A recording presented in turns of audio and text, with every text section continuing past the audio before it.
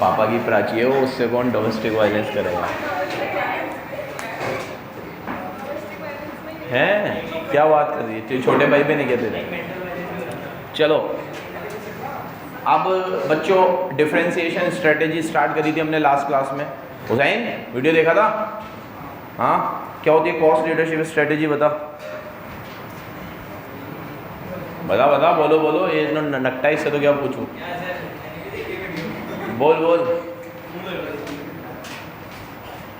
बोल, तू बोल, तूने भी देखी है तो। चार चीज होती है, बता। हाँ, वाइडर में क्या होता है? कॉस्ट पे अपन फोकस, एक कॉस्ट और डिफरेंशिएशन इस पे चलते हैं, और नैरो में अपन फोकस रखते हैं कॉस्ट पर और फोकस उस पर। अबे सिर्फ कॉस्ट लीडरशिप स्ट्रेटेजी पूछ रहा हूँ, वो दो स्ट्रेटेजी नहीं पूछ रहा हूँ। मैंने कहा था दो स्ट्रेटेजी है, एक नैरो लेवल पे, एक वाइडर लेवल। वाइडर लेवल पे आप फॉलो करोगे कॉस्ट लीडरशिप और डिफरेंशिएशन, और नैरो लेवल पे भी आप यही फॉलो करोगे, फोकस कॉस्ट लीडरशिप और फोकस डिफरेंशिएशन। अभी मैं पूछ रहा हूँ सिर्फ कॉस्ट लीडरशिप। कॉस्ट लीडरशिप का मतलब होता है कॉस्ट कंट्रोल के मेजर्स यूज़ करके किसी भी प्रोडक्ट की कॉस्ट पर यूनिट को कम करना, जिससे कि आप अपने कॉम्पिटिटर के कंपेयर में लोअर प्राइस चार्ज कर सको। जैसे कि आप अपने कॉम्पिटिटर के परचेज में लोअर प्राइस चार्ज कर सको। अब क्या मतलब बेटा? तो दो कंपनियों के एग्जांपल भी दिए थे। वॉलमार्ट का दिया था जो कॉस्ट लीडरशिप फॉलो करता है, डीकैथलॉन का दिया था, ठीक है, और मैकडोनल्ड का भी दिया था, ठीक है।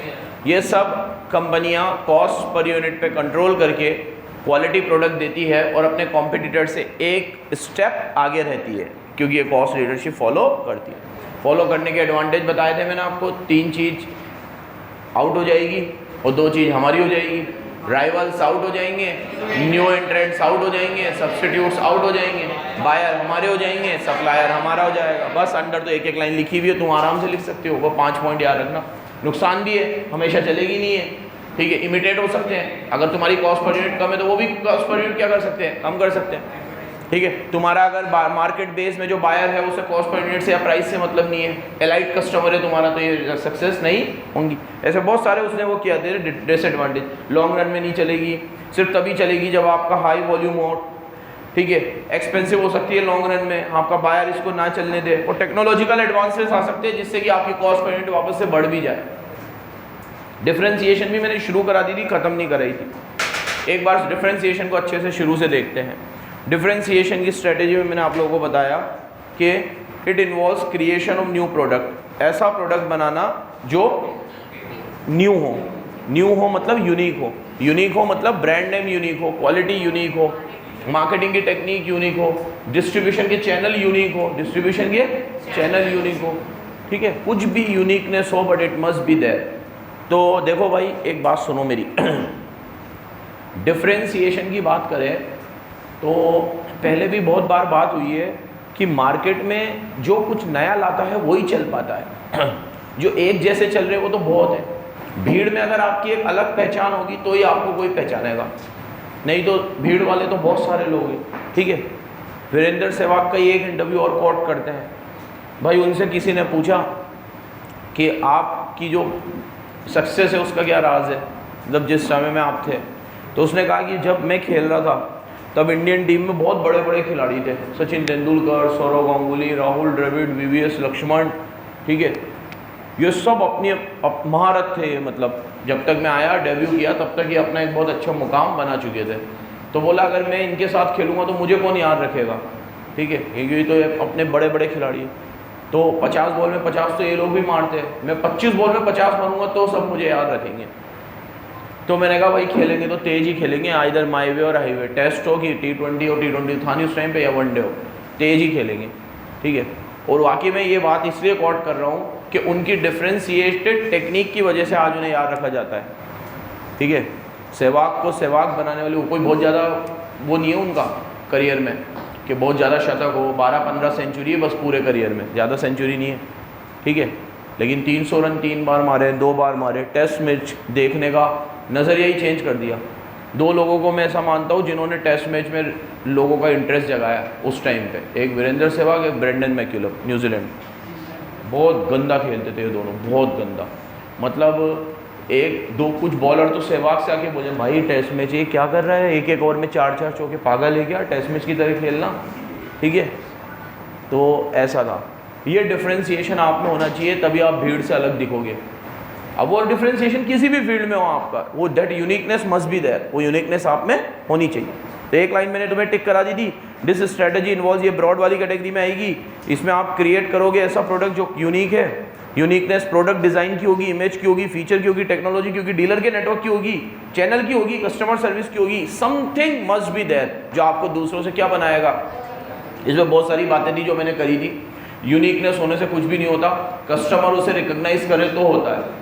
मैंने ये भी कहा था कि अगर यही वीरेंद्र सहवाग यूनिक तो होता, लेकिन अगर इसने रन ही नहीं बनाए होते, ये आता तो सही लेकिन हर बॉल पे चौका मारता फिर चला भी जाता, तो कौन याद रखता। पहली बात तो याद छोड़ो, टीम में ही कितना रह पाता। तो यूनिकनेस होने के साथ भी बीच में एक फेज़ ऐसा आया था जिसमें इसने अपनी अप्रोच चेंज करी थी। ये भी खेलता था खुद के लिए कि भाई मेरे को 50-100 मारनी पड़ेगी, क्योंकि मैं रहूँगा तो अपना यूनिकनेस दिखा पाऊँगा ना, मैं रहूँगा ही नहीं तो। अब कोई लोग कितना भी टीम के लिए खेले लेकिन 30-35-40 रन मायने नहीं रखते, फिर आपको 50 और 100 करना ही पड़ता है एंड में। फिर वही लोग फिर ये बोलेंगे कि 100 कर रहा है खुद के लिए, ठीक है। तो आपको रुकना पड़ेगा, मैं उसके पर्सपेक्टिव से बता रहा हूँ। तो आपने जो नई चीज़ करी है ना, वो कस्टमर भी वैल्यू करे, वो वैल्यू ही नहीं कर रहा तो आपका यूनिकनेस भी बेकार है, तब बेकार है फिर, ठीक है। चलो, तो differentiation does not guarantee competitive advantage if standard product meets customers need और rapid imitation by competitor is possible. ये लाइन में टिक कर लो तुम लोग अगले पैरा में, कि इसकी कोई गारंटी नहीं है कि ये डिफरेंशिएशन की स्ट्रेटेजी चलेगी। कब? जब आपकी कस्टमर की नीड ही पूरी नहीं हो रही या कस्टमर आपको इमिटेट कर रहा है। इमिटेट वाली चीज़ कॉस्ट लीडरशिप में भी बोली थी, यहाँ पे भी बोली है। कस्टमर नीड वाली चीज़ वहाँ नहीं बोली थी, यहाँ बोली है। क्यों? सुनो, आप अगर कॉस्ट लीडरशिप का काम करें तो कस्टमर को तो अच्छा ही लगेगा। अब ये डिबेटेबल है कितनों को अच्छा लगेगा कितनों को अच्छा नहीं लगेगा। जैसे इलाइट कस्टमर की बात करी उधर, तो उनको सस्ती चीज़ नहीं चाहिए, लेकिन इलाइट कितना होता है, कम परसेंटेज ही होता है ना, ज़्यादा परसेंटेज तो उनका ही होता है जो कॉस्ट लीडरशिप वाली स्ट्रेटेजी को अच्छा मानता है। जैसे आज मैं आपको 10,000 की चीज़ कम करके 8,000 में दे दूँ, ठीक है, तो आपको अच्छी लगेगी वो। अब आप में से बहुत कम ऐसा पॉपुलेशन होगा जो ये बोलेगा यार इन्होंने प्राइस कम कर दी, प्रोडक्ट में कुछ कमी होगी यार, पहले तो 10 का आता था। अदरवाइज तो आप इसको अप्रिशिएट ही करोगे कि वाह यार 10 की चीज़ 8 की कर दी। तो उधर मुश्किल है ऐसे लोग मिलना। यहाँ पे आपका डिफ्रेंशिएशन समझ में आए ये कोई ज़रूरी नहीं है। सबको मास लेवल पे भी आपका डिफरेंशिएशन फेल हो सकता है। आपने बहुत अच्छी टेक्निक निकाली लेकिन वो डिफरेंशिएशन चला ही नहीं, तो क्या मतलब, ठीक है। कल क्रेड का भी एग्जांपल दिया था, ठीक है, कि अगर वो चलेगा ही नहीं लॉन्ग टर्म में तो कोई मतलब का नहीं। वो आपको उसे उधर लिया था एग्जांपल कोर कॉम्पिटेंसी में, ठीक है। चलो अगले पे टिक करो, ये टिक हो गया, फर्स्ट हो गया, सेकंड हो गया। थर्ड पैरा पे आओ। थर्ड पैरा में ये चीज़ भी ये कर चुके थे अपन लोग, ठीक है, कि केयरफुल बायर का चयन करके ही आपको डिफरेंशिएशन करना चाहिए, ठीक है, कि this strategy shall be pursued only after a careful study of the buyers. आप जो यूनिकनेस लेकर आते हो वो समझ ही नहीं आ रही है सामने वाले को, तो क्या मतलब ऐसी यूनिकनेस आने का, ठीक है। जैसा क्राउड वैसी डिलीवरी, ठीक है, जैसा क्राउड वैसी डिलीवरी। अभी जैसे सपोज करो कि मैं अपनी सर्विसेज में कोई यूनिकनेस लेकर आना चाहता हूँ, लेकिन जिस फील्ड में मैं पढ़ा रहा हूँ उस लोगों को यूनिकनेस चाहिए ही नहीं। उनको जो नॉर्मल जो तरीका होता है, ट्रेडिशनल मेथड होते हैं टीचिंग के, वो ज़्यादा सुहाते हैं, तो मैं वही यूज़ करूँगा। फिर मेरा यूनिकनेस किस काम का? मैं लेकर भी आऊँगा कोई मतलब नहीं है, क्योंकि बायर सेटिस्फाई होना सबसे बड़ा गोल होता है। वो खुश होके नहीं जा रहा तो सब बेकार है, ठीक है। अब कोई ऐसी डिफरेंशिएशन टेक्निक याद करो किसी भी प्रोडक्ट से रिलेटेड या सर्विस से रिलेटेड जिसे बायर ने नकार दिया हो कि ये डिफरेंशिएशन टेक्निक कंपनी ने यूज़ करी थी, सर हमें तो बड़ी यूनिक लगी है लेकिन ये प्रोडक्ट पता नहीं चला नहीं और ये टेक्निक हो गई चेंज या फेल। इस पॉइंट में एग्जांपल लिखना है हमें केयरफुल सिलेक्शन में। अच्छा एक बात और सुनो, जहाँ इसने नंबरिंग नहीं कर रही ना किसी टॉपिक में, नंबरिंग करते चला करो। जैसे डिफरेंशिएशन में 3 पॉइंट हो गए, कॉस्ट लीडरशिप में 3 पॉइंट हो गए, नंबरिंग से जल्दी याद रहती चीज़ें। हाँ बोलो, किसी को याद आ रहा हो जल्दी?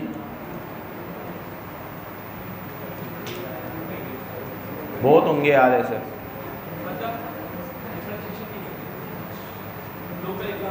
हाँ लोकल क्या? हाँ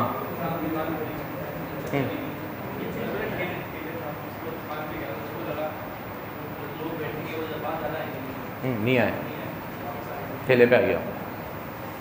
हाँ, लेकिन ये डिफ्रेंशिएशन नहीं होना। ये तो प्रोडक्ट को बेचने का मतलब एक जगह चेंज हुआ कि अपन ने इस जगह से उस जगह पे ले गए, ठेले से दुकान पे ले गए। कोई और? फोल्ड वाले फ़ोन नहीं चले गया, वो चल रहे वो तो। आपकी मजाक उड़ा रहे मेरी? हाँ साले,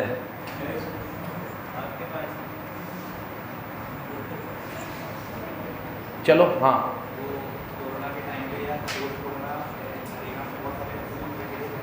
क्या रखे हुए थे? हाँ अच्छा, लेकिन वो तो थोड़ी भी कोविड रिलेटेड ही था ना बस। देखिए मास लेवल पे कोई, अबे तुम्हें कोई फ्लॉप प्रोडक्ट याद नहीं आ रहा क्या यार? मेरे को भी याद नहीं आ रहा, कैसे बात आ गई? अबे वो तो फ्रॉड था, फ्लॉप बोल रहा हूँ, फ्रॉड नहीं बोल रहा। टाटा नैनो यार, वेरी गुड, बेस्ट,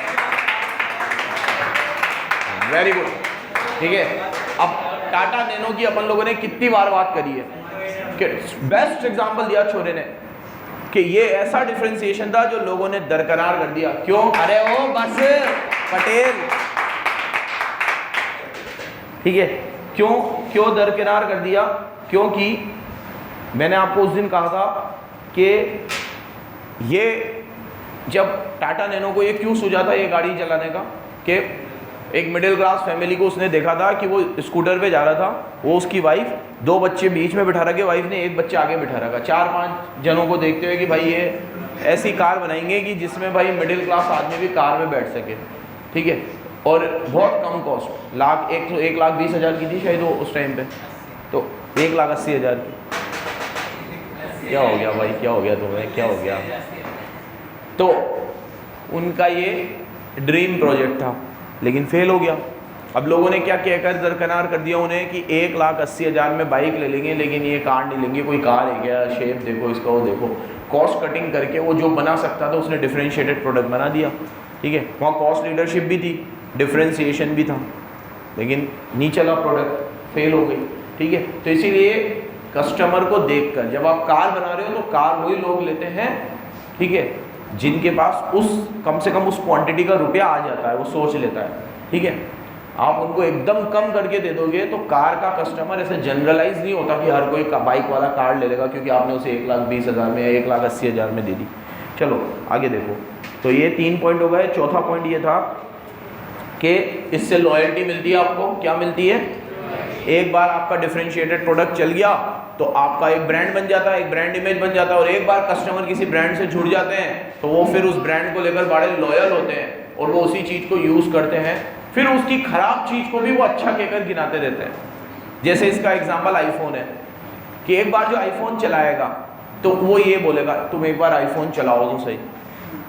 अच्छा ठीक है, चला लिया, उसके बाद उसके अंदर कोई फीचर कम होंगे, अबे यही तो बढ़िया है आईफोन में, ठीक है, यही तो बात है आईफोन की, यही चीज़ तो इसको अलग बनाती है। जैसे बहुत टाइम पहले, अभी पता नहीं मुझे, ब्लूटूथ नहीं था उसमें ठीक है, और ब्लूटूथ नहीं, हाँ चार्जर भी उड़ा दिया, बताओ, ठीक है,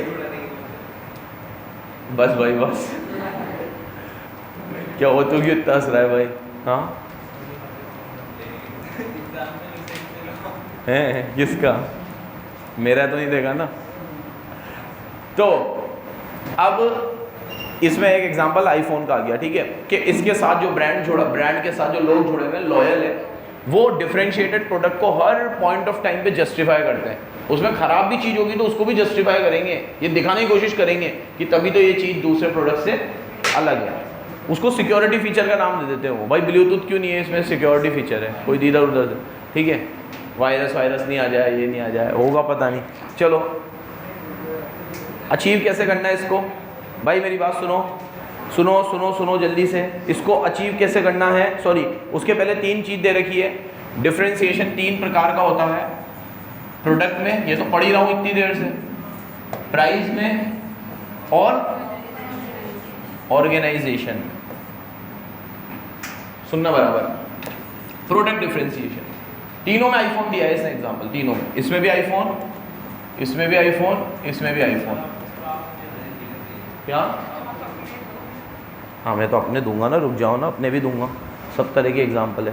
पहले इसके पढ़ तो लो, इसने मेहनत से बुक लिखी है।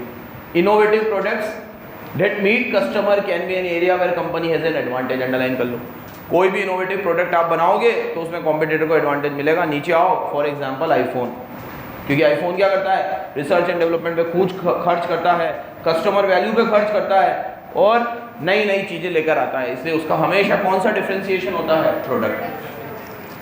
सभी होते हैं उसके, तो ये भी होता है। अब प्रोडक्ट का मैं तुम्हें कोई दूसरा क्या एग्जांपल दूं, को बहुत सारे एग्जांपल हो सकते हैं इसके। तो प्रोडक्ट डिफरेंशिएशन पे तो सभी काम करते हैं, प्राइस और ये अलग चीज़ है, लेकिन प्रोडक्ट डिफरेंशिएशन पे तो सब काम करते हैं, ठीक है। उस दिन मैंने तुम लोगों को पल्सर का एग्जांपल दिया था, ठीक है। तो बजाज को उस समय पे चलाने वाला डिफरेंशिएटेड प्रोडक्ट था पल्सर, ठीक है। बजाज हमेशा लो कॉस्ट गाड़ियाँ बनाता था, टीवीएस हो गई, ठीक है, और एक और 2-3 आती थी एवरेज वाली, डिस्कवर हो गई, ठीक है, एक और आती थी, ठीक है, सिटी 100 हो गई, ठीक है, एक वो दूध वाले लेकर आते थे, कौन सी थी, प्लेटिना, हाँ प्लेटिना भी वही थी। ये जितनी भी गाड़ियाँ मैंने बताई ना आपको, इनकी कॉस्टिंग बहुत कम थी और इनका एवरेज बहुत बढ़िया था। तो हमेशा Bajaj is non for average, ठीक है।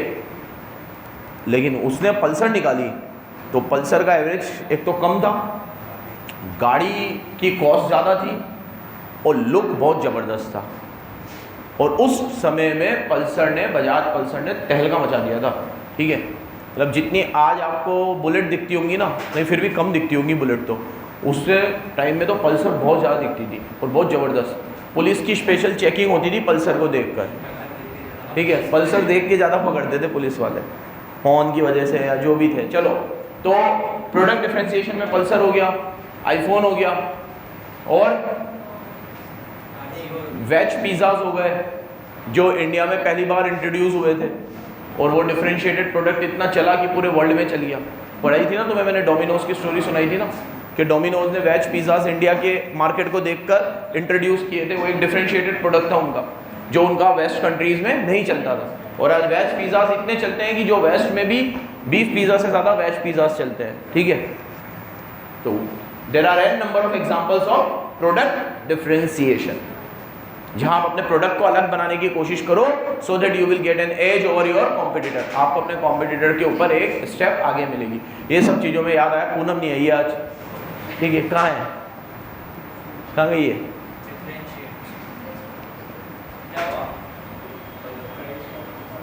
नहीं आई आज। नेक्स्ट, अब प्राइसिंग पे आते हैं।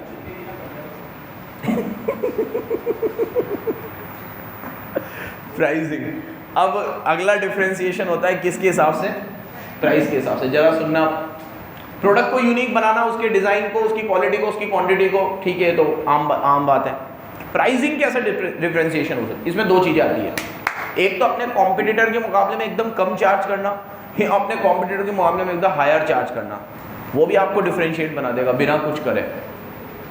मतलब कई कंपनियां ऐसी है कि इसे प्राइस ज़्यादा चार्ज करने की वजह से ही ऊपर है। इसमें भी आईफोन वापस आ गया, इसीलिए इसने आईफोन का एग्जांपल दिया। पहले ये टिक करो, देखो, companies that differentiate, second line से टिक करना, based on price can either determine to offer lowest price और attempt to establish higher price. Like iPhone dominate the same segment by charging higher price. कई बार iPhone की और Samsung की series एक साथ ही चलती है, तुमने देखा होगा। जैसे नंबर का फ़र्क होता है, 21 ये लॉन्च करेगा तो इसका 15 होगा, उसी समय पे ये इसका 16 आएगा, उसके आसपास इसका 23, 24, जो भी नंबर चला हो, नंबर मुझे याद नहीं, लेकिन मैंने देखा है अक्सर ये लोग साथ में ही चलाते हैं। फीचर्स भी कई बार एक जैसे दे देते हैं, और आईफोन एक बार कोई नई भी चीज़ देता है तो दूसरे लोग भी कॉपी तो करते ही, उसे इमिटेट कर लेते हैं। फिर भी आईफोन अपनी हाई प्राइस को हमेशा ऊपर ही रखता है। वो ये मान के चलता है कि भैया मैंने जिस दिन इसे सस्ता बेचना शुरू कर दिया, मैं मेरा नया प्रोडक्ट तो कभी सस्ता नहीं लाऊंगा। हाँ, एक बार 15 आ गया होगा तो 10, 9, 8 सस्ता हो गया होगा, वो अलग बात है। लेकिन जब मैं नया कोई चीज़ लेकर आऊँगा तो उस समय का प्राइस ही रखूँगा। उसके 7 साल पुराने प्रोडक्ट का प्राइस तब जाके गिरता है जब उसका 7 साल बाद कोई प्रोडक्ट आता है, ठीक है, 5 साल पुराना या फिर मान लो। तो ये क्या है, अपने कॉम्पिटिटर से हायर चार्ज करके अपने आप को डिफरेंशिएट करना। अब ऐसे एग्जांपल दो जो अपने कॉम्पिटिटर से लोअर चार्ज करके अपने प्रोडक्ट को डिफरेंशिएट बनाते हैं। ज़ूडियो, MI के फ़ोन जब आए थे, लो चार्ज करके अपने कस्टमर को, और MI का फ़ोन तो इसलिए भी बढ़िया एग्जांपल है क्योंकि उसने तो कैप्चर करके भी दिखाया था। बाकी सब में तो आप जो एग्जांपल ले रहे हो ना वो डिफरेंशिएशन की टेक्निक्स है जो हो सकता है चलिए भी और ना भी चलिए। एग्जांपल तो ये दिया जा रहा है कि ये डिफरेंशिएट है, लेकिन उसके बाद उन्होंने कितना सक्सेस रेट हासिल किया ये अलग चीज़ है, डिबेटेबल है। MI ने तो लोअर प्राइस पे मार्केट को पेनिट्रेट भी करके दिखाया था, कैप्चर करके भी दिखाया था। जियो, ठीक है, लो प्राइस से कैसे मार्केट को कैप्चर किया, डिफरेंशिएटेड प्रोडक्ट। जो जब वो आया था तब वो डिफरेंशिएटेड ही था, रोज 1 GB देना, रोज अनलिमिटेड कॉल देना, ये क्या था, डिफरेंशिएटेड था। लेकिन उसने ये डिफरेंशिएटेड दिया था प्रोडक्ट में भी और प्राइस में भी।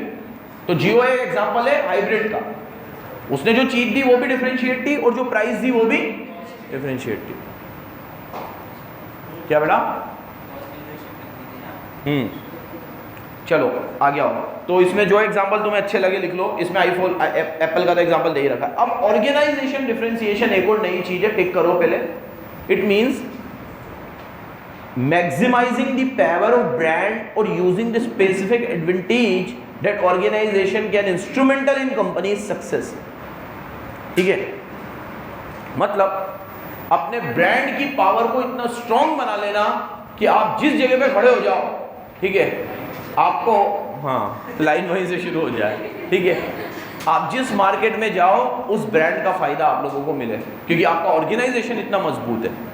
ठीक है, टाटा ब्रांड वैल्यू इतनी ज़बरदस्त है कि उस ब्रांड वैल्यू के दम पे वो जो चीज़ लेकर आते हैं, स्टील के बाद वो जितनी भी चीज़ें लेकर आए सब में उनको फ़ायदा मिला। रिलायंस, इसमें तो बहुत सारे हो सकते हैं, ठीक है, बीजेपी, हाँ बिल्कुल बीजेपी मैंने लिखा है इसमें, देखो बीजेपी, ठीक है, उनका ऑर्गेनाइजेशन या ब्रांड इमेज इतना स्ट्रॉन्ग है कि एक गांव में अभी इलेक्शन कैंपेन में एक लेडी से पूछा किसी ने कि भैया यहाँ पे से आपके उम्मीदवार कौन है, तो उन्होंने कहा बीजेपी। तो बोला अरे बीजेपी से उम्मीदवार कौन है, बीजेपी, ठीक है। तो उसे बोला अबे भाई नाम वाम नहीं पता। तो वो जो मैं बार बार बोलता हूँ ना, वो लाइन मेरे को वो इंटरव्यू में ही सुनी थी मैंने कि यहाँ से काला कुत्ता भी खड़ा कर दो तो वो भी जीतेगा, बीजेपी को देख के वोट देते और कोई कैंडिडेट को देख के वोट नहीं देते, ठीक है। अभी उन्होंने महा अनुभवी कंगना रनौत को खड़ा किया है, ठीक है। अभी मैं ये दुआ कर रहा हूँ कि भले 400 या 500 जीते, लेकिन ये तो नहीं जीतनी चाहिए। ये जीत गई ना तो कसम से बहुत दिल टूटेगा, इनके जीतने से तो टूटेगा ही बहुत ज़्यादा। लेकिन अगर ये औरत अगर इलेक्शन जीत गई लिटरली ठीक है, हाँ कौन, कोई डाउनफॉल नहीं है यार, ब्रांड बहुत स्ट्रॉन्ग है उनका, ठीक है। तो मैं अभी फाउंडेशन की क्लास में कुछ टॉपिक पढ़ा रहा था, तो वहाँ पे भी कुछ ऐसी बात चली, तो ये जैसे कार्तिक जैसे 4-5 उधर भी है, ठीक है। तो मैंने उन लोगों से पूछा, उन्होंने कहा भाई मोदी जी जीतेंगे सर, मोदी जी आएंगे सर, मोदी जी आएंगे, मोदी जी। मैंने कहा ऐसे ही पूछ लिया, मैंने कहा मोदी जी किस कॉन्स्टिट्यूंसी से चुनाव लड़ते पता है तुम्हें, ठीक है, ठीक है। उस एक कोई पता नहीं था, ठीक है, गुजरात बोल रहे गुजरात। मैं कहा इतना तो याद रखो, कहाँ से चुनाव आएंगे तो ठीक है, बाकी कहाँ से लड़ेंगे ये भी याद नहीं था। चलो, तो ऑर्गेनाइजेशन कितना स्ट्रॉन्ग है उनका, ब्रांड इमेज कितना है। अरे एक बात बता रहा हूँ, वैसे तो क्रिकेट के भी देता हूँ, उसमें कोई ब्रांड इमेज वो होती है क्या, याद रखने वाली चीज़ें तो लिख मत आया ना, वहाँ पागल हो, लिख मत आया ना, लिखना तो वहाँ पे जो प्रोडक्ट की और सर्विस की बात हो रही वही लिखना, क्रिकेट के और पॉलिटिक्स के बिल्कुल मत लिखना, ठीक है। क्रिकेट के फिर भी लिखे जा सकते हैं क्योंकि वहाँ पे IPL के जो एग्जांपल मैंने तुम्हें दिए हैं वो भी अपने आप में ऑर्गेनाइजेशन ही है और वो भी पैसा ही कमा रहे हैं, वो कोई सोशल सर्विस में तो ये लोग भी नहीं है, ठीक है। बट वहाँ पे क्लियरली प्रॉफिट के लिए काम हो रहा है और सर्विस दी जा रही है, तो वो एक ऑर्गेनाइजेशन है। कैसे अचीव करें डिफरेंशिएशन को, कैसे अचीव करें, कॉम्पिटिटर से कुछ अलग बेचकर और नए तरह के मार्केट को एक्सप्लोर कर उससे भी डिफरेंशिएशन होता है, ठीक है। हाँ क्या, पढ़ लेता हूँ एक बार। एप्पल, अब इसमें भी ऑर्गेनाइजेशन में भी एप्पल का ही एग्जांपल दिया है, because Apple has been building customer loyalty, इतने सालों से बना रहा है कि अब उसका एक फैन बेस बन चुका है जो हमेशा उसको ही वोट देता है, ठीक है। मतलब उसका ही प्रोडक्ट खरीदता है। ठीक है, देखो location advantage, name recognition, customer loyalty can all provide additional ways for a company differentiate itself from competition. पूरा तो पढ़, ये कह रहा है कि जैसे 3 तो बता दिए ना, जैसे प्रोडक्ट, प्राइस और ऑर्गेनाइजेशन, इसके अलावा और भी चीजें, लोकेशन वगैरह भी आपको आपके प्रोडक्ट से अलग बना सकती है, डिफरेंशिएट बना सकती है। जैसे इसका एग्जांपल लोकेशन का दूं मैं तुम्हें, कोई ऐसा एरिया जहां पे कोई एक प्रोडक्ट नहीं मिलता, जैसे उस दिन दिया था तुम्हें, हिली एरियाज में अपन जाते हैं और ठीक है वहाँ मैगी मिल जाती है आपको, तो वो एक प्रोडक्ट डिफरेंशिएशन हो गया। जहाँ कोई नहीं बेच पा रहा है वहाँ पे मैं इतना लंबा मतलब ट्रैवल करके वो सब चीज़ें लेकर, पहली बात तो मैंने उस दिन एक बार देखा हमने मनाली में, आधा घंटा लग गया उसको सिर्फ वो आग लगाने में। कार्तिक 2 मिनट में लगा देता है आधा घंटा लग गया उनको आग लगाने में, वो मैगी कैसे बनाए वो। ठीक है, अब वो वहाँ इतनी ठंड में वो ये सब चीज़ें लेकर जाना, कैरी करना, और वो सब करते वो लोग, तो वो ऐसी लोकेशन पे ऐसी चीज़ बेच रहे हैं जिसकी ज़रूरत है लेकिन वहाँ सप्लाई नहीं है, वहाँ डिमांड क्रिएट कर दिया आपने, तो ये भी प्रोडक्ट डिफरेंशिएशन क्या है ये। तो उस कॉन्टेक्स्ट में बोल रहा है वो कि अगर आप लोकेशन के बेसिस पे भी डिफरेंशिएट कर सकते हो, अपने कस्टमर के बेसिस पे भी, ठीक है, अपने आप को डिफरेंशिएट कर सकते हो, लॉयल्टी के बेसिस पे, नेम रिकॉग्निशन के बेसिस पे, ऐसे बहुत सारे बेसिस हो सकते हैं अपने प्रोडक्ट को डिफरेंशिएट करने के। लेकिन 3 ब्रॉड है, प्रोडक्ट के बेसिस पे, प्राइस के बेसिस पे और क्या। प्लीज़ ये याद रखना अच्छे से कि डिफरेंशिएशन किन बेसिस पे किया जा सकता है। अब आगे आओ, हाँ भाई चलो, हमारा सवाल कैसे करें डिफरेंशिएट, अचीविंग, जैसे वहाँ पढ़ा था कैसे अचीव करें, यहाँ भी कैसे अचीव करें। फिर वहाँ पढ़ा था एडवांटेज, यहाँ भी एडवांटेज। एडवांटेज में लेकिन 5 पॉइंट सेम है वहाँ पे, देखो वहाँ पे भी यही 5 पॉइंट पढ़ाए थे एडवांटेज के। Rival, buyer, supplier, entrant, subsidy, इसे वहाँ लाइन याद करवा दी थी, वही लाइन यहाँ पे चेपनी है। अगर मैंने ये अचीव कर ली तो क्या फायदा होगा, न्यू सब्सिड्यूट खत्म, न्यू अराइवल खत्म, और सब्सिड्यूट खत्म, न्यू अराइवल खत्म, राइवल खत्म, और सप्लायर हमारा, बायर हमारा, वही 5 चीज यहाँ पे भी मिलेगी। क्योंकि वहाँ पे भी आप अचीव करने के बाद फायदा ही मिलेगा आपको, यहाँ पे भी अचीव होने के बाद यही फायदा मिलेगा आपको। हाँ भाई कैसे अचीव करें, सवाल, चलो आओ बोलो कैसे अचीव करें। प्रोडक्ट को बेहतर बनाकर, हाई क्वालिटी बनाकर, और वो एक अभी बोला कि आप कितना भी यूनिक बनाओ, कस्टमर को वैल्यू दो, यूटिलिटी मिलनी चाहिए उन्हें। आप कितना भी अच्छा नया चीज़ बना दो, अगर उसे वैल्यू नहीं मिली, अब आईफोन ने अगर कोई चीज़ नई बनाई है तो कस्टमर को तो वो अच्छी लगी रही है ना, तो ही तो इतना बेस बना है, नहीं तो ऐसे ही बन जाता। क्या नई चीज़ तो सबने बनाई है। एक फ़ोन आया था बीच में, भाटा फ़ोन, वो कितनी भी जोर से फेंको कुछ भी नहीं होता था। ठीक है, हाँ नोकिया नहीं, पता नहीं कौन सा ब्रांड था, एकदम नया ही ब्रांड था उसका। इसका वो यूट्यूब पे वीडियो था, उस पर गाड़ी चला रहे तो भी उसको कुछ नहीं हो रहा, बिल्कुल रफ एंड टफ। कौन सा फ़ोन था वो? हाँ देख, फ़ोन किसने बनाई थी? जेसीबी जो कंपनी बनाती थी। ठीक है, कितना डिफरेंशिएट प्रोडक्ट था। जिसके घर में बच्चे छोटे होते हैं उनको इस प्रोडक्ट की अहमियत पता होती है। ठीक है, मेरे वाइफ का फ़ोन 1 साल नहीं चलता, वो तो मैं देता नहीं हूँ, नहीं तो 6 महीने ना चले। ठीक है, तो हाँ तो फेंको रोज, है ना, रोज फेंको। तो उनको बच्चे से बढ़ के कुछ नहीं होता, इसलिए कह रहा हूँ वो लोग दिला देना ये वाला प्रोडक्ट। तो चला क्यों नहीं समझ में नहीं आया। मैंने तो तब देखा था शादी के बहुत टाइम पहले, मैंने कहा मेरे क्या काम होगा, मैं तो रोज ऐसे फेंकूंगा। फिर समझ में आया ये तो रोज फेंका भी जा सकता है फ़ोन, ये काम का फीचर है ये तो। ठीक है, मेरे यहाँ तो ऐसे फेंका जाता है, नहीं दे रहे हो, नहीं पीना दूध, हटो यहाँ से।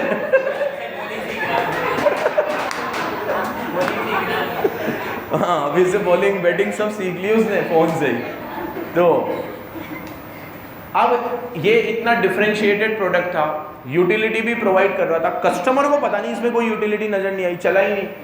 ठीक है, तो कस्टमर को वैल्यू होना चाहिए, नई चीज़ प्रोवाइड करो। और हाँ, अगर आपको हाई प्राइस वाला पेनिट्रेट करना है मार्केट को, तो उसे ऐसा लग्जरी फील होना चाहिए, मतलब उसे ऐसी वैल्यू मिलनी चाहिए जो लगे कि वो प्राइस को लेकर वो वैल्यू एक्सेप्टेबल है। ऐसा अंधी भी आप नहीं चला सकते कि अगर आपने डिफरेंशिएटेड प्रोडक्ट निकाला तो आप इतना वैल्यू इतना प्राइस चार्ज कर लो कि कस्टमर को ये लगे इसमें इतना वैल्यू है ही नहीं।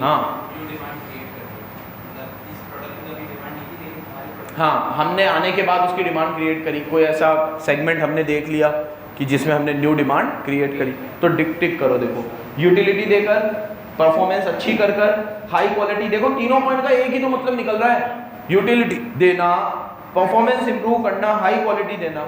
ठीक है, अगर मैं अपनी परफॉर्मेंस इंप्रूव करूंगा तो प्रोडक्ट की क्वालिटी हाई होगी, प्रोडक्ट की क्वालिटी हाई होगी तो कस्टमर को यूटिलिटी मिलेगी। एक ही जैसे पॉइंट है ये, तो इसको ऐसे याद रख लो। मैं अगर अपनी परफॉर्मेंस अच्छी रखूंगा तो मैं अगर अपनी परफॉर्मेंस, अपने प्रोडक्ट की परफॉर्मेंस अच्छी रखूंगा तो उसके अंदर क्या होगा, क्वालिटी का लेवल बढ़ेगा, क्वालिटी का लेवल बढ़ेगा तो उन लोगों को क्या मिलेगा, यूटिलिटी मिलेगा। तो तीनों एक ही जैसे पॉइंट हो गए। इनोवेशन ये बता दिया, नई चीज़ लेकर आना, ब्रांड इमेज अच्छी करना और नए नए यूनिक फीचर्स लेकर आना। ठीक है, इस तरीके से आप इसको अचीव कर सकते हो। ना तो इसके कोई पॉइंट थे, ना ये इतना बेहतरीन था, मतलब इसमें तो ये 6 जो इसने लिखे हैं, ये बच्चे एग्जाम में आएंगे तो 12 लिख के आ जाएंगे अपने अपने हिसाब से, जो तुमने अभी तक यहाँ पढ़ा उसी के हिसाब से यहाँ लिख दो। नया ब्रांड इमेज क्रिएट करना, नए यूनिक फीचर्स लेकर आना, ये करना वो करना, इससे आप अचीव कर सकते हो। कस्टमर को अच्छी वैल्यू प्रोवाइड करना, ठीक है, इनोवेशन लेकर आना, अपना मार्केट में ऐसा रेपुटेशन बनाना। पहली बात तो आज देखो आप, ये चीज़ अभी आपको बताना भूल गया मैं, डिफरेंशिएशन में सक्सेस रेट उनका हाई होता है जो एक पर्टिकुलर पीरियड तक मार्केट में टिके रहते हैं। जिस फ़ोन का मैं बता रहा था वो कंपनी भी नई थी, तो पहले आप नॉर्मल सेगमेंट के फ़ोन तो बनाओ, फिर उसमें डिफरेंशिएटेड करते तो चलता। आप सीधे डिफरेंशिएटेड वाला लेकर आए तो जो आपको फ़ोन की इंडस्ट्री में जानते ही नहीं वो आप पे पहली बार में कैसे ट्रस्ट करेंगे। एग्री और नॉट? ठीक है, तो पहले एक ब्रांड इमेज बनाओ, एक रेपुटेशन बनाओ, एक गुडविल बनाओ। लेकिन इसका दूसरा एग्जाम्पल भी है, टाटा, जिसने ब्रांड इमेज भी बनाई, रेपुटेशन भी बनाई, गाड़ियों के मार्केट में उसका नाम भी था, फिर भी नैनो नहीं चला। दोनों एग्जाम्पल। एक ये जो सीधे लेकर आ गया वो बाटा फोन, ठीक है, तो नहीं चला। एक ये जिसने पूरी रेपुटेशन की और जिसके साथ पूरा, अच्छा आपको पता नहीं होगा, नैनो आने से पहले उसकी चर्चा बहुत थी। टाटा एक कार बना रहा है, टाटा एक कार बना रहा है, लो कॉस्ट पे कार आएगी, ठीक है, हर मिडिल क्लास को देख के कार बना रहा है, ये है बहुत। इतना हाइप तो जियो का भी नहीं होगा, जियो का तो बहुत चुनिंदा लोगों को पता था कि ऐसा कोई प्रोडक्ट लॉन्च होने वाला है, ठीक है, जिससे इंटरनेट की कॉस्टिंग कम हो जाएगी। लेकिन ये तो भाई बहुत लेवल पे प्रचार हुआ था इसका, ठीक है, नहीं चला प्रोडक्ट। चलो आगे, एडवांटेज को तो टिक कर ही लिया तुमने, अब आगे आ जाओ डिसएडवांटेज। रुक जाओ भी, डिसएडवांटेज बिल्कुल भी पढ़ना मत, और सामने देखो, सामने देखो कनिष्क, कोई एक डिसएडवांटेज, मार्केट ये टेक्निक कैसे फेल हो सकती है, जल्दी बोल।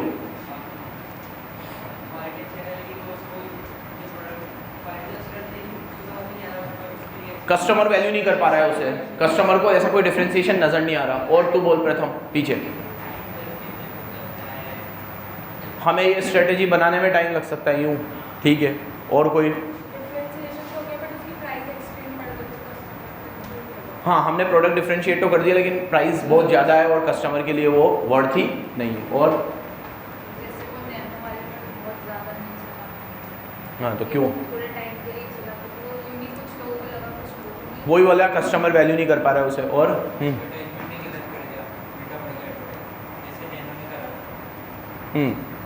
नैनो ने एडवर्टीजमेंट इस तरीके से कर दिया कि ये छोटे लोगों के लिए, तो उसका एक सेगमेंट तो वैसे ही कट गया ये सुनकर, ठीक है।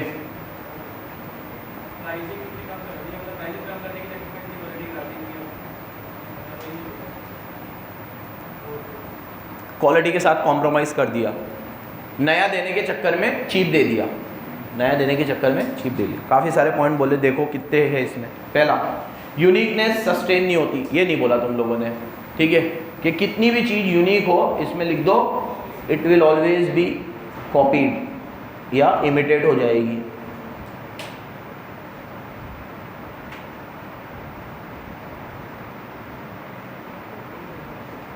फिर ज़्यादा प्राइस चार्ज, ये तुम सबने बोला कि ज़्यादा प्राइस चार्ज करना भी अच्छा।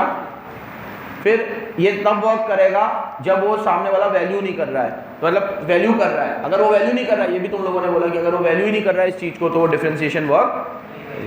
Home delivery within 30 minutes would not even be differentiator as the consumer would not value such an offer. हाँ, कि जो 30 मिनट में आता है तो 30 मिनट तो ठीक है, बहुत ज़्यादा ही होते हैं 30 मिनट, तो कोई ऐसी चीज़ नहीं है कि 30 मिनट में नहीं आएगा तो सामने वाला ये बोलेगा कि यार 31 मिनट में फ्री आ रहा है तो अभी मंगा लूँ।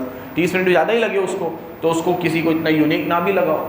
एडवर्टीजमेंट करने का तरीका बहुत यूनिक था और ऐड भी बहुत चली थी जब ये आई थी, अरे पिज्जा आया फ्री, परेश रावल ऐड में आता था, ठीक है, वो ऐड बहुत चला था, कंसेप्ट भी बहुत चला था, लेकिन लोगों को ये इतना नहीं लगा कि भाई 30 मिनट में पिज़्ज़ा आना कोई बहुत बड़ी बात है, ठीक है, 30 मिनट में आएगा तो हमें कोई बहुत ज़्यादा वैल्यू मिल रहा है इससे, तो हम इसकी तरफ अट्रैक्ट हो जाए, ठीक है।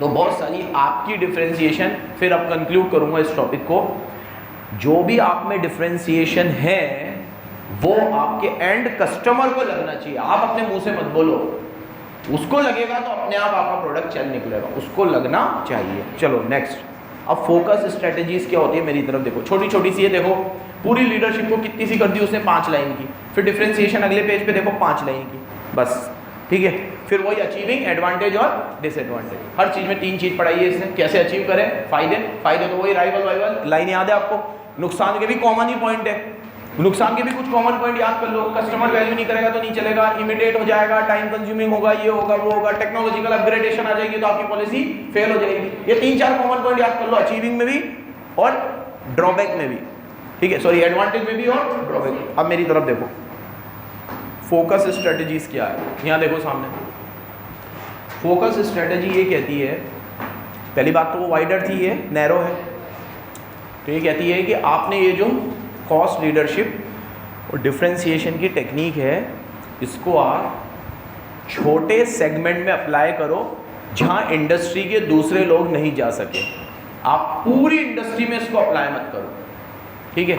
जैसे कि अगर आपको नैनो लॉन्च करनी है तो आपको लगता है कि यूपी और बिहार में सबसे ज़्यादा पर कैपिटा इनकम कम है, lowest per capita income UP और बिहार में है, तो वहाँ उस तरह का क्राउड ज़्यादा होगा, तो वहाँ एक इंडस्ट्री डाल के उन्हीं के लोगों के लिए आप कॉस्ट लीडरशिप और डिफरेंशिएशन की ऐसी टेक्निक फॉलो करो उस पर्टिकुलर रेंज के कस्टमर को फॉलो करने के लिए, rather than implementing it at a wider level पे इसको फोकस मत करो, इसको बोलते हैं फोकस्ड स्ट्रेटेजी। क्या बोलते हैं इसको?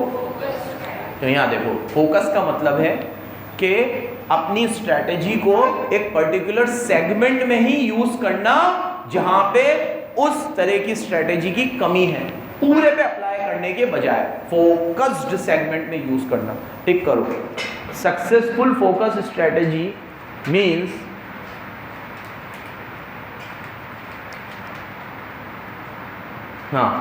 Industry segment that is of sufficient size, जिसकी एक अच्छा एक मार्केट शेयर है, बट पोटेंशियल है, but not crucial to the success of other major competitor, लेकिन उनका दूसरे लोगों का उसमें नजर नहीं जा रहा, तो उसके लिए हम यूज करेंगे फोकस स्ट्रेटेजीज। क्या यूज करेंगे?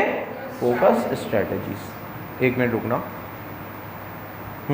तो a successful focus strategy depends on industry segment that is of sufficient size, जो एक अच्छे साइज का है, सेगमेंट अच्छा है, ग्रोथ पोटेंशियल भी है, लेकिन दूसरे कॉम्पिटिटर को उसकी तरफ नजर नहीं जा रहा है, तो आप जल्दी से उसे कैप्चर करके उसका फायदा ले लो, ठीक है।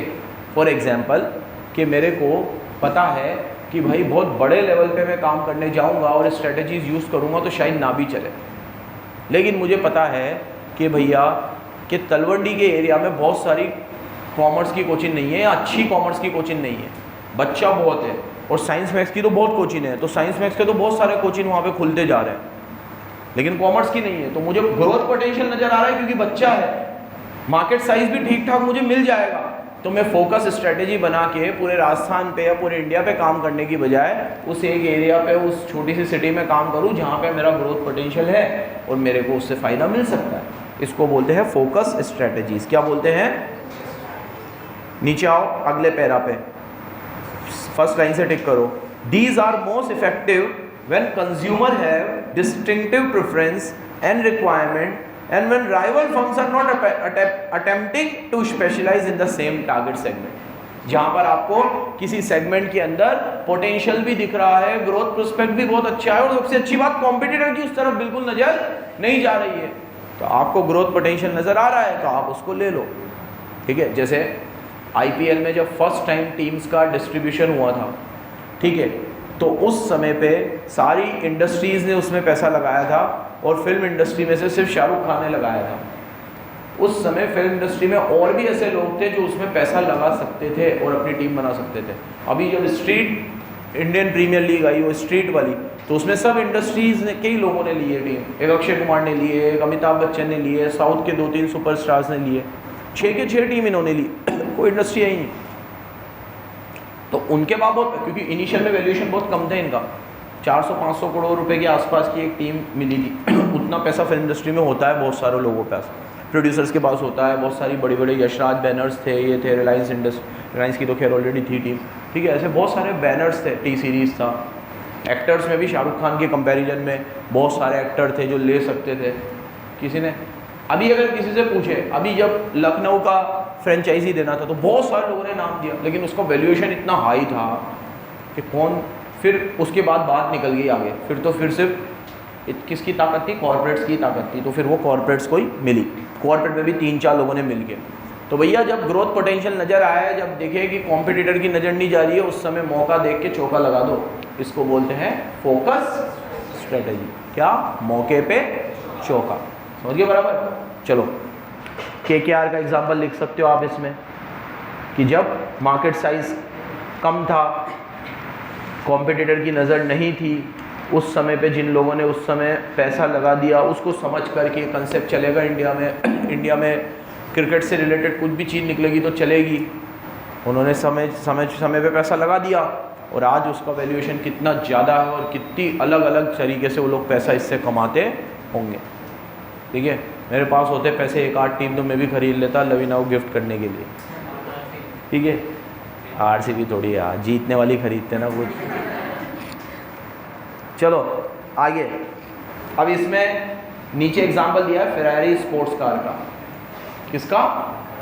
फेरारी की स्पोर्ट्स कार। तो an organization using focus strategy concentrate on particular group of customer, geographic market, particular product line to serve a well defined but narrow market better than competitor who serve as a broad market। ठीक है, भीड़ में लड़ने से अच्छा है एक ऐसे मार्केट में लड़ो जहां कॉम्पिटिटर भी कम है, ग्रोथ पोटेंशियल भी ज़्यादा है। अच्छा, फेरारी का क्यों एग्जांपल दिया है इसने? ठीक है, सिलेक्टेड लोगों को बेचती है, और इसकी जो स्पोर्ट्स कार का सेगमेंट है वो बहुत छोटा है। जितने भी तुम्हें नाम दिखेंगे ना, स्पोर्ट्स कार वाले नहीं है ये सब। ठीक है, और स्पोर्ट्स कार के लिए कौन खरीदेगा sports car? Sports person, athlete, हर कोई थोड़ी खरीदेगा। तो सबको तो मास में लड़ना है। ऐसी कार बनाएंगे तो कितने लोग खरीदेंगे, कोटा में कितने स्पोर्ट्स पर्सन होंगे, तो कितनी कारें बिकेंगी स्पोर्ट्स की, ये सोच लेते हैं अपन। ठीक है, तो फिर अपन लोग नहीं बनाते हैं। इसने तो उल्टा अलग किया कि जो कोई नहीं बना रहा है वो मैं बनाऊं, उसमें मैं अकेला ही रहूंगा।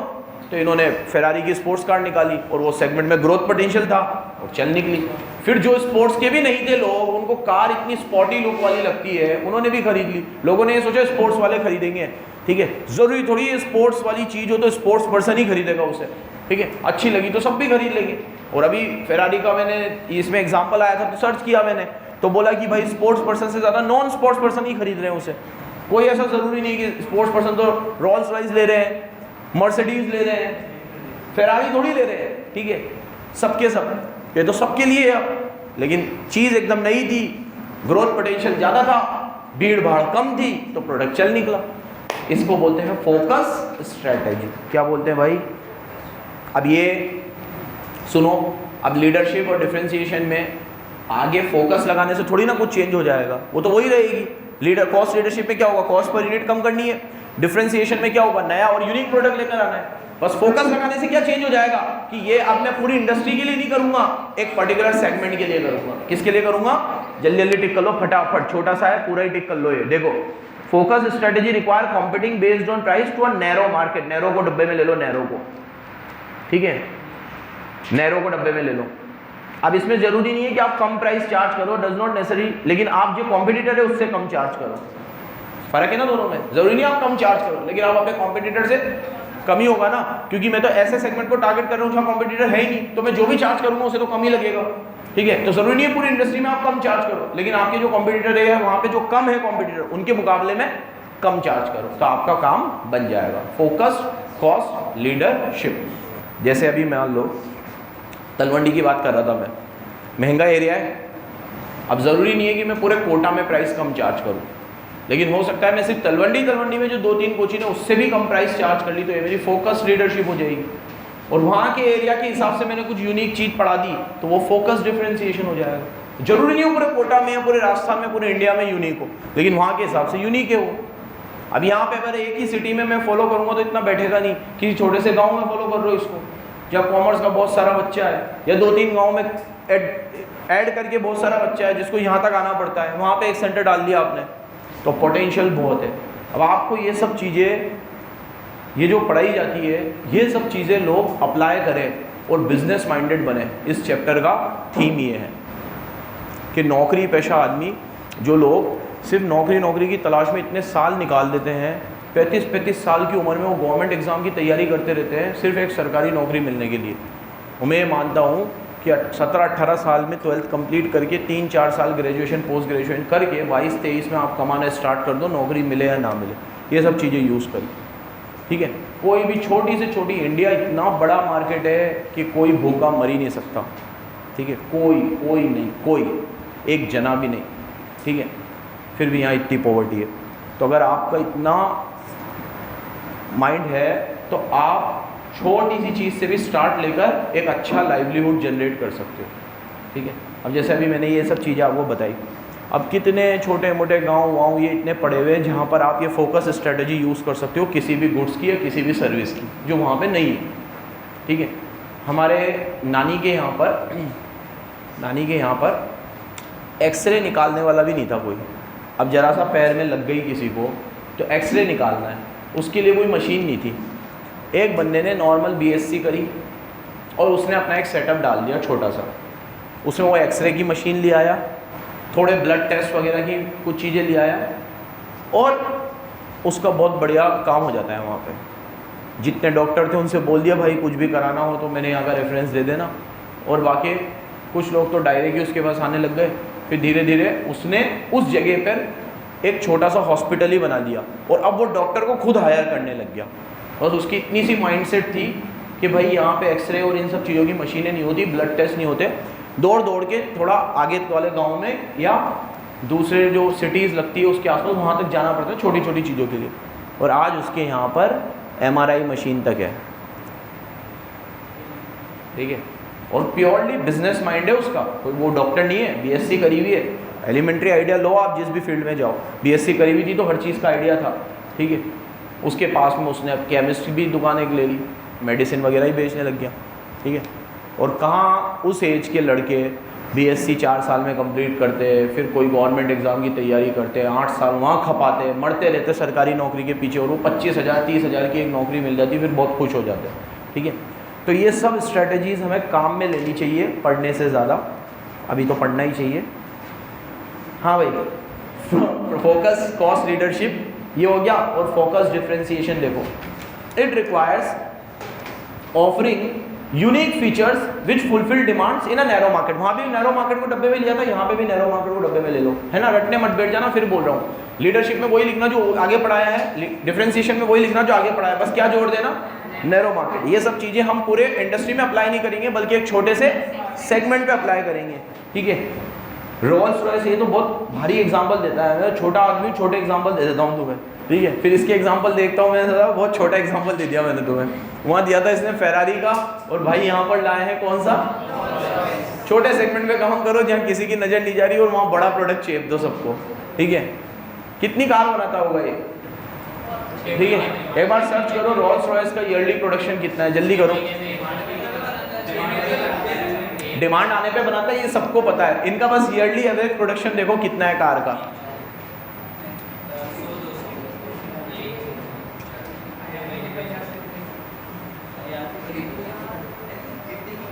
सोर्स भी देखना वहाँ नीचे, गूगल पे सब कुछ मिलता है।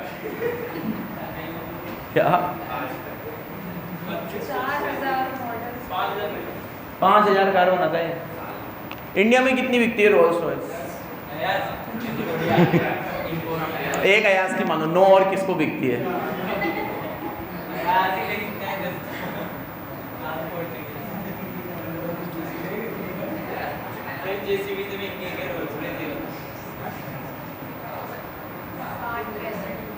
60-65 पहला पेज देख ले तो तुम तो बस वो कहीं से भी आया हो, करनी चाहिए ना।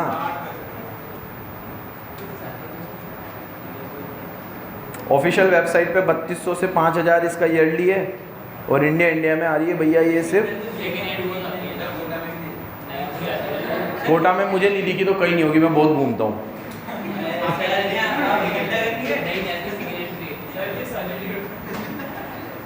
अबे बेटा जितनी चीज़ें तुमने सपने में नहीं देखी है ना अभी तक, वहाँ पे मैं तुम्हारे घर वालों को घुमा के ले आया हूँ। चलो, अचीव्ड फोकस लीडरशिप और फोकस डिफरेंशिएशन अचीव। हर चीज़ में 3 पॉइंट आ जाता है, अचीव कैसे करें, तो कैसे अचीव करें। पहले तो वो टारगेट सेगमेंट ढूंढो जहाँ कॉम्पिटिटर नहीं है, मिल जाए तो वहाँ पे अपना प्रोडक्ट लॉन्च कर दो, हो गया अचीव। ठीक है, देखो सिलेक्ट नाइचिस क्या है, तो सेगमेंट होता है इसका मतलब। तो पहले नीच को ढूंढो, ठीक है सेगमेंट को ढूंढो। किसको ढूंढो, सिलेक्ट स्पेसिफिक सेगमेंट। नेक्स्ट, उसमें अपनी सुपीरियर स्किल्स डालो, एफिशिएंसी जनरेट करो, इनोवेटिव आइडियाज ढूंढो जिससे उस मार्केट को कैप्चर।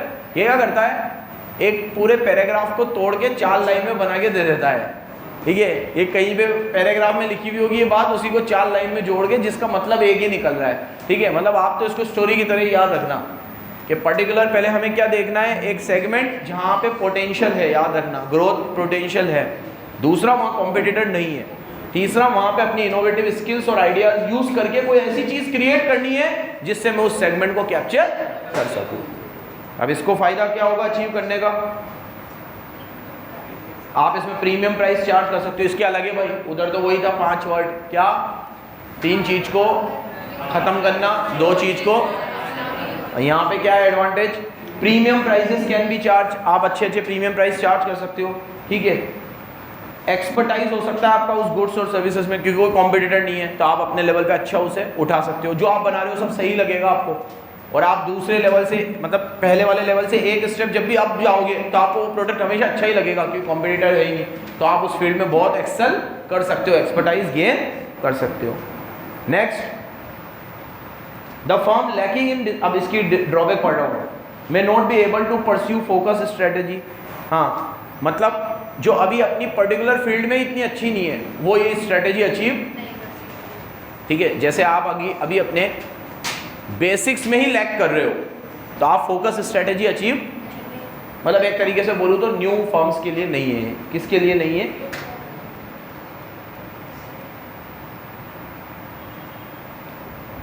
ये एक अच्छा पॉइंट है सेकंड वाला। अगर आप फोकस मार्केट में जाओगे तो वहाँ डिमांड हमेशा कम रहेगी, क्योंकि कोई और नहीं है ना वहाँ पे, आप ही हो, और सेगमेंट भी आपने छोटा लिया है, ग्रोथ पोटेंशियल है लेकिन सेगमेंट छोटा है। तो उसमें अगर आपने कॉस्ट लीडरशिप फॉलो करी तो कॉस्ट लीडरशिप तो तभी वर्क करती है जब कॉस्ट पर यूनिट कम हो, और कॉस्ट पर यूनिट हमेशा कम होती है इकोनॉमीज ऑफ स्केल में, जब आप ज़्यादा बनाते हो।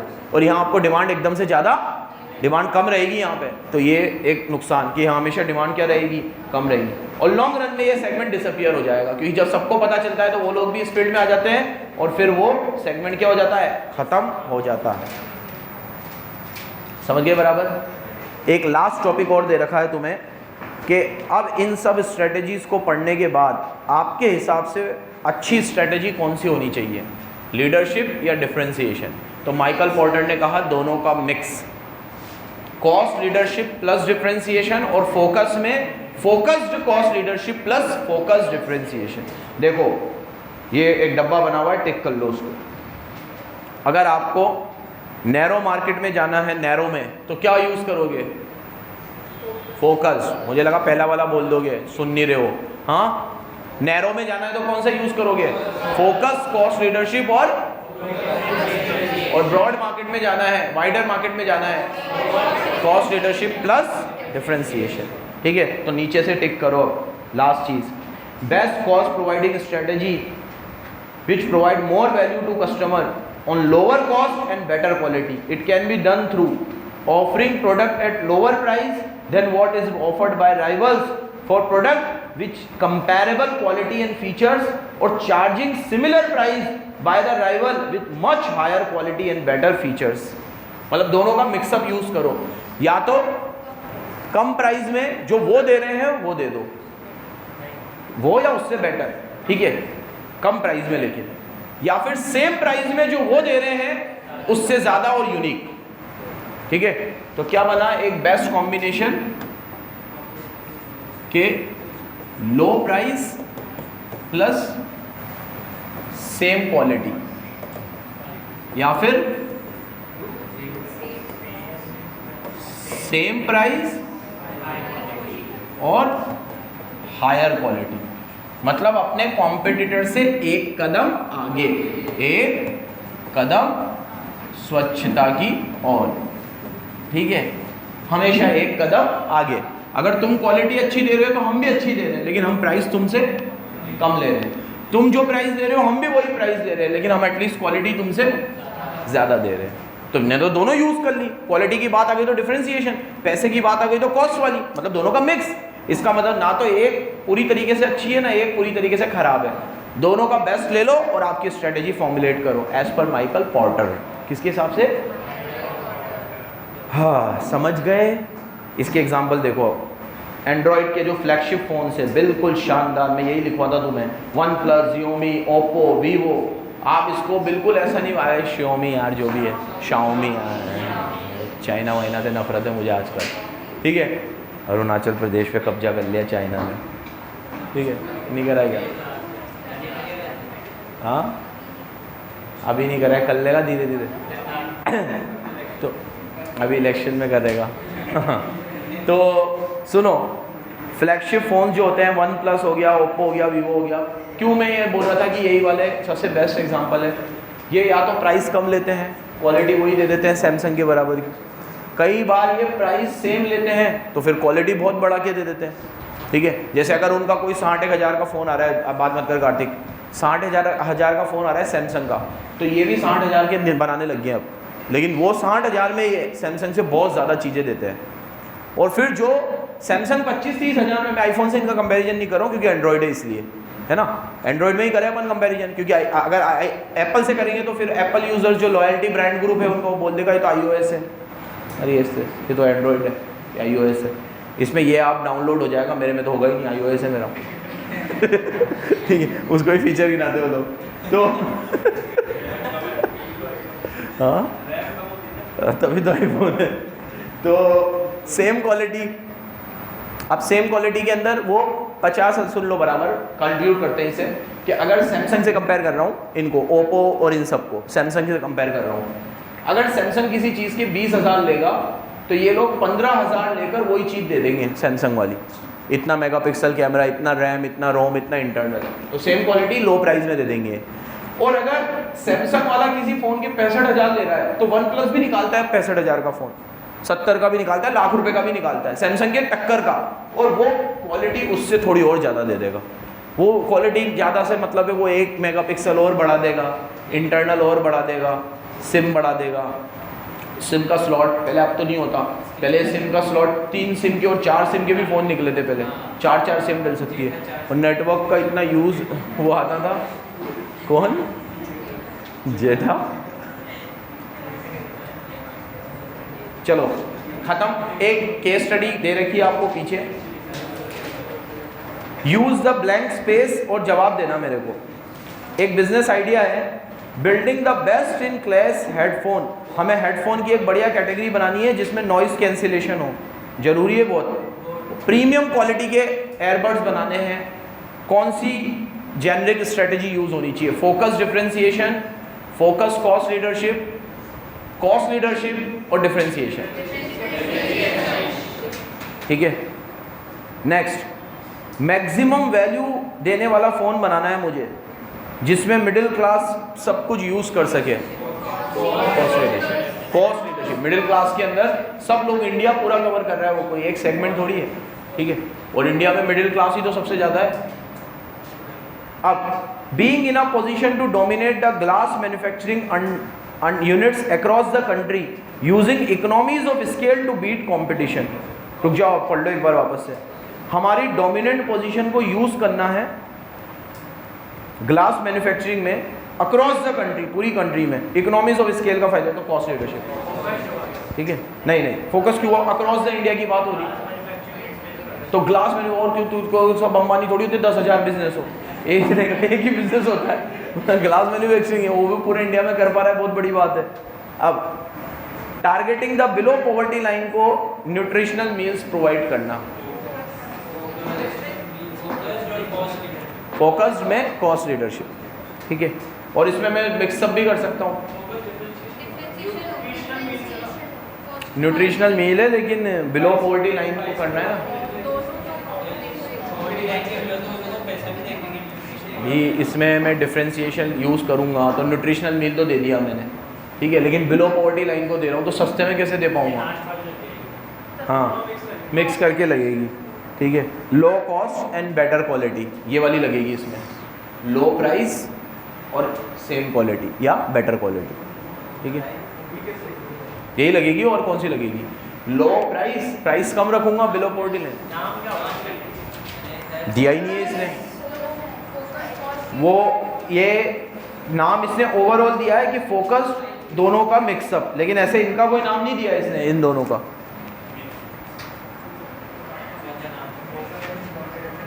चलो भाई, ये एक बहुत ही इंटरेस्टिंग सा चैप्टर समाप्त हुआ।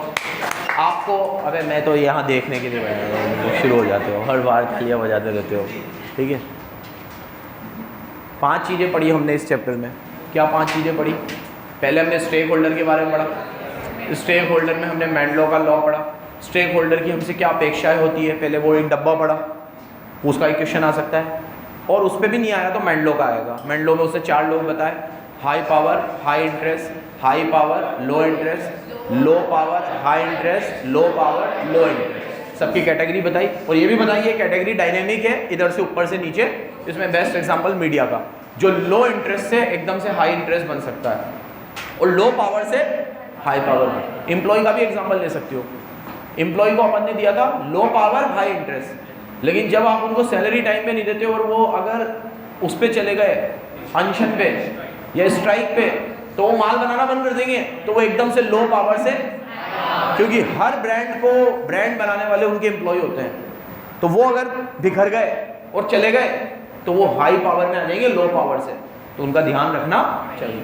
इसीलिए इनको किसी को कीप इन्फॉर्म में रखा, किसी को कीप सेटिस्फाइड में रखा, किसी को लो प्रायोरिटी पे रखा, और किसी को हो गया ना कीप इन्फॉर्म, कीप सेटिस्फाइड और की प्लेयर्स में रखा। और ठीक है, ये मैंडलो का था। फिर हम लोगों ने ड्राइवर्स पढ़े। ड्राइवर में हमने पहले पढ़ा industry, group of firm is known as industry.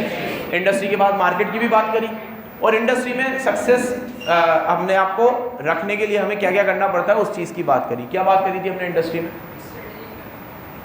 Strategic mapping की। वेरी गुड, कि हम लोगों को क्या यूज़ करनी चाहिए? स्ट्रेटेजिक मैपिंग, ठीक है।